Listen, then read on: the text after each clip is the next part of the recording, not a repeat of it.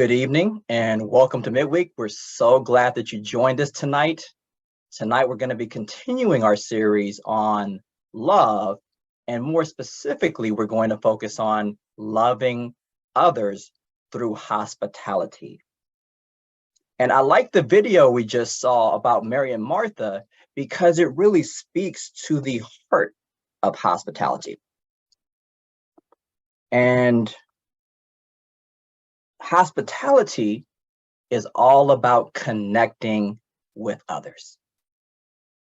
And so while Martha was preparation focused, Mary was people focused. In other words, hospitality isn't results oriented. Instead, hospitality is relationship oriented.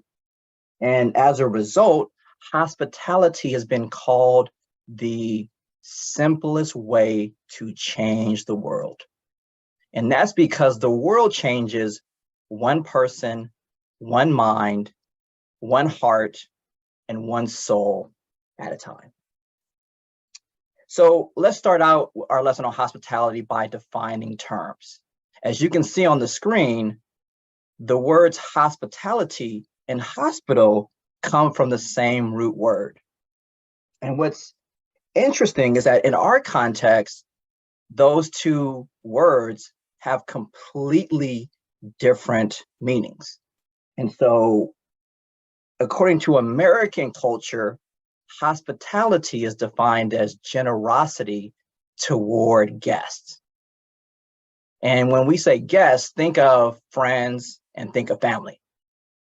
On the other hand, Middle Eastern culture or biblical culture, the word hospitality is really more indicative of what we think of as a hospital. And of course, a hospital is a place of healing. But who does it heal? As you can see in the definitions on the screen, particularly the second definition under hospital, the people who are healed and the people that hospitals serve are what they say is referred to as travelers or pilgrims. We would say strangers. And so our homes, really, and what we're going to learn tonight is that our homes shouldn't be a place, should be a place for strangers. I'll just leave it at that and sort of jump into our big idea for tonight. And tonight's big idea is that as Christians, we should be putting the hospital back into hospitality. And along those lines, in Hebrews chapter 13, verse 2, it says, "Do not forget to show hospitality to strangers." And so once again, here's a reminder that biblical hospitality is focused on the stranger. And that makes biblical hospitality completely countercultural. And so in American culture, you can see in American culture, we practice xenophobia, which is a Greek word that means, as it says on the screen, fear the stranger. And in fact, along those lines, we teach our kids stranger danger. We teach our kids that strangers are dangerous and that they shouldn't interact with strangers and they shouldn't engage with strangers. And that's, I'm not saying that's inappropriate, but what's interesting, on the other hand, in biblical culture, they practice what's called philoxenia, which means love for the stranger. And they teach their kids to be kind to strangers. And so what's interesting is that those two different perspectives leads to two different lifestyles, two different ways of living, right? Xenophobia leads to and causes us to rely more on ourselves, while philoxenia, loving the stranger and being kind to strangers, causes us to be more reliant upon God. And let's keep going in Hebrews 13. We started out, and we're going to read the whole scripture now in verse 2. It says, "Do not forget to show hospitality to strangers, for by so doing, some people have shown hospitality to angels without knowing it." And it's interesting, whenever I think of angels, I think of the concept of a guardian angel. And of course, a guardian angel is an angel that takes care of people. But what I love about this passage and what's so profound to me is the fact that as Christians who show hospitality to strangers, it says we have the ability to flip the script from guardian angels to angel guardians. And what I mean by that is this, that once again, guardian angels are angels that take care of people, but we get to be, we have the opportunity to be angel guardians, meaning that we humans, we Christians have the ability to take care of angels. And that just blows me away when I think about that we can take care of angels.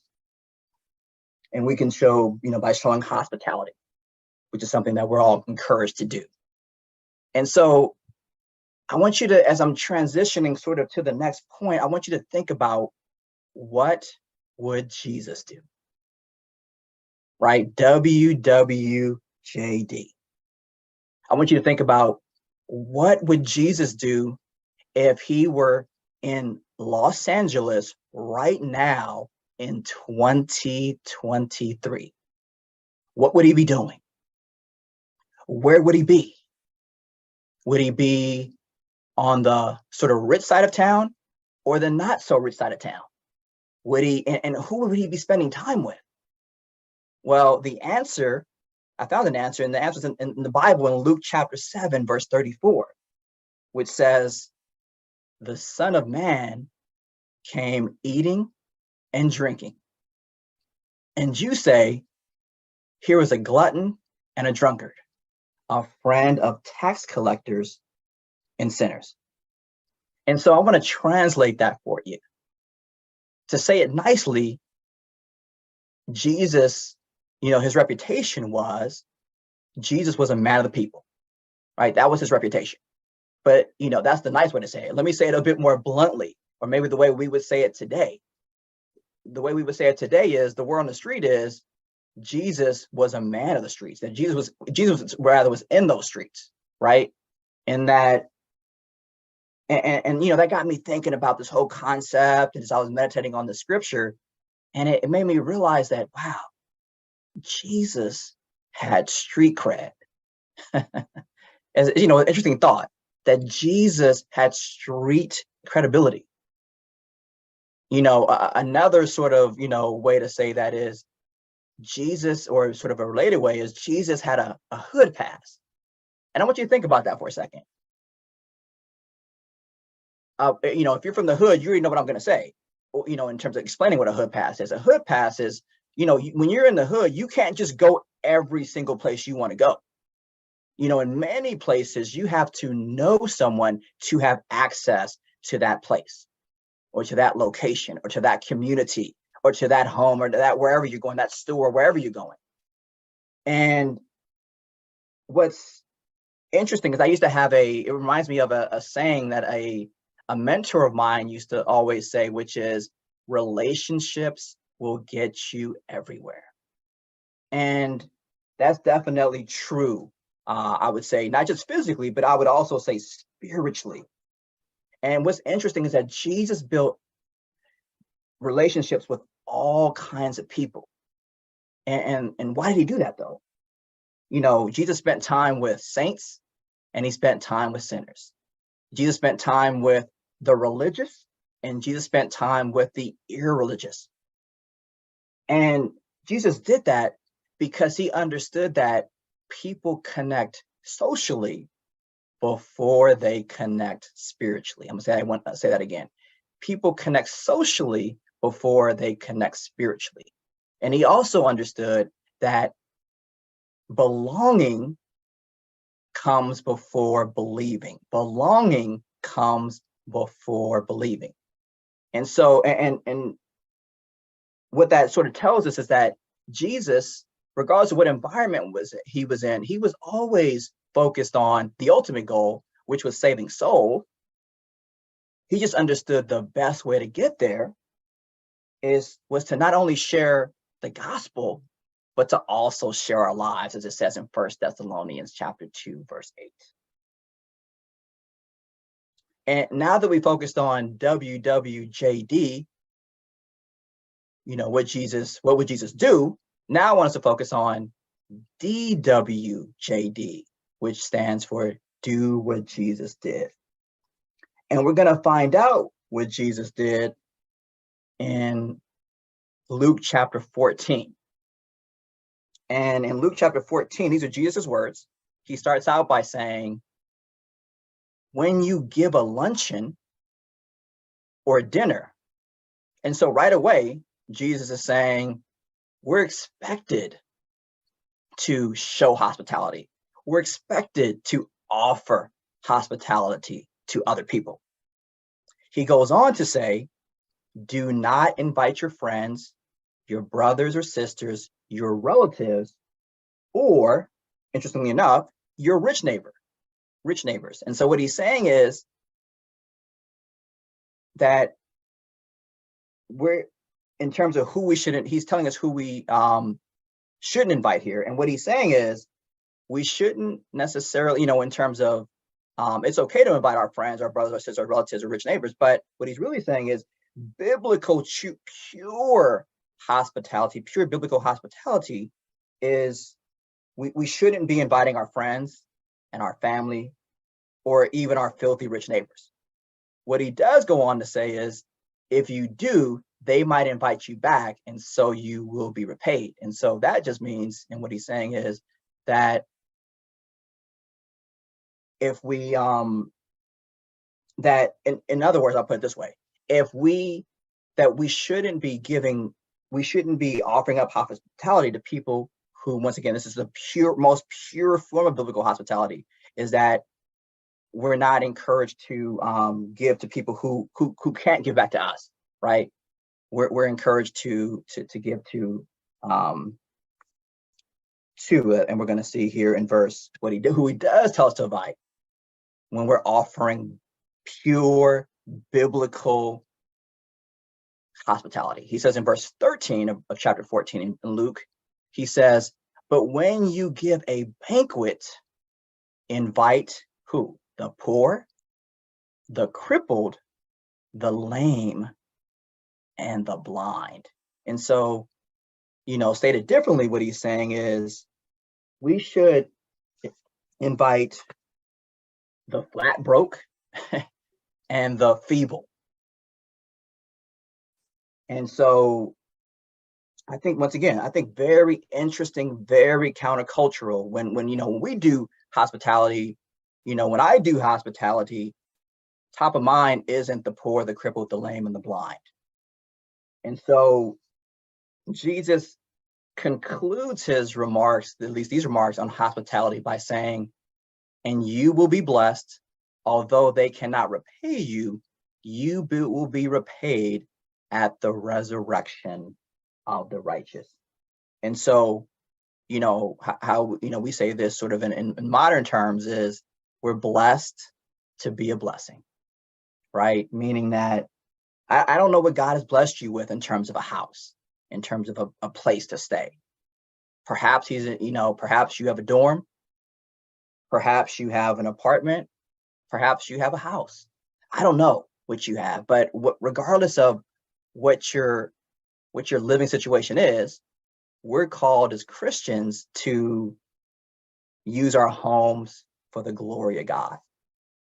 And I know for me, I recently moved from I've lived in apartments for the last 20 plus years, and we recently moved into a home, and it's great living in a home. One of the things that can happen in a home is my son, we used to live on the second floor of my apartment. And so we were always telling Malcolm, stop running, stop being loud. But now we live in a house. He can jump, he can run, he can be loud. He has a yard to play with. It's great. And one of the things that I told God is if he ever blessed us to move into a house, that we would engage in hospitality. And I'm happy to sort of report that we've been doing that. We've been having friends over, we've been having Christians over, we've been having non-Christians over. It's been great.